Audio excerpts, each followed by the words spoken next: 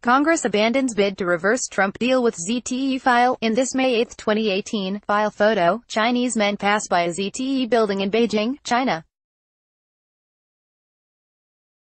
A bipartisan effort in Congress clamp down on China telecom giant ZTE is being stripped from the final version of a big defense bill, aides said July 20, essentially greenlighting the Trump administration's approach to the company that was accused of selling sensitive information to hostile regimes. Senators from both parties expressed outrage and concern. AP photo, Inghan Guan, file, Washington, AP. Congress is abandoning an effort to clamp down on the Chinese telecom giant ZTE in a defense bill, essentially greenlighting the Trump administration's deal to save a company that was accused of selling sensitive information to hostile regimes, aides said Friday.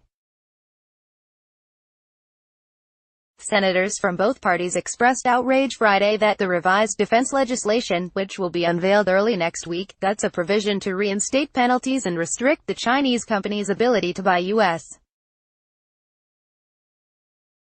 component parts. ZTE was almost forced out of business after being accused of selling sensitive information to nations hostile to the U.S., namely Iran and North Korea, in violation of trade laws. President Donald Trump in May warned the ban was causing heavy job losses in China and said he had discussed the matter with Chinese President Xi Jinping.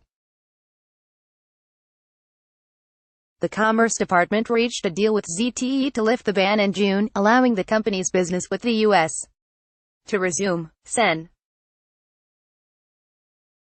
Marco Rubio, our Florida, an architect of the anti-ZTE language in the defense bill, said on Twitter he was surprised that House and Senate leaders negotiating the compromise caved so easily. Democratic Sen. Mark Warner of Virginia called the outcome a huge mistake. Beyond frustrated that Republican leaders are caving to the Trump administration's demands on ZTE. This can only make our country less safe, he tweeted. Both lawmakers are members of the Senate Intelligence Committee and have raised concerns about the Chinese company and the White House's approach to it. Congress was pressured by the White House to yield, with the administration making clear to lawmakers that it viewed the language as tying its hands, according to a source granted anonymity because they were not authorized to discuss the negotiations. The Republican-controlled Senate had tucked the ZTE language into the annual defense bill this summer, delivering a rare rebuke of the White House after it eased up on the telecom company. While the House version of the defense bill blocked the U.S.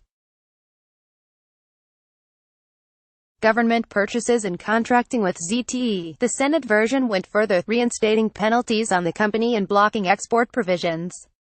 An aide said the group of House and Senate lawmakers who were appointed to negotiate a compromise between the two bills thought the Senate went too far in inserting Congress into the administration's decision-making. House Armed Services Committee Chairman Mac Thornberry, R. Texas, viewed it as a separation of power issue.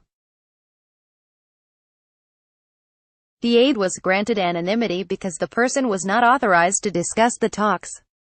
Senate Democratic leader Chuck Schumer said the outcome was just another example of Trump being weak against foreign leaders, while Republicans just follow along. Schumer said, by stripping the Senate's tough ZTE sanctions provision from the defense bill, President Trump, and the congressional Republicans who acted at his behest, have once again made President Xi and the Chinese government the big winners and the American worker and our national security the big losers.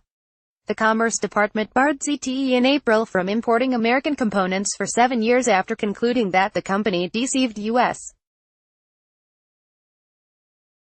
regulators after settling charges last year of sanctions violations. The decision amounted to a death sentence for ZTE, which relies on U.S. parts. The company quickly announced it was halting operations. The ban also hurt American companies that supply ZTE, but the U.S. and China reached a deal that allows ZTE to stay in business in exchange for paying an additional $1 billion in fines and agreeing to let U.S.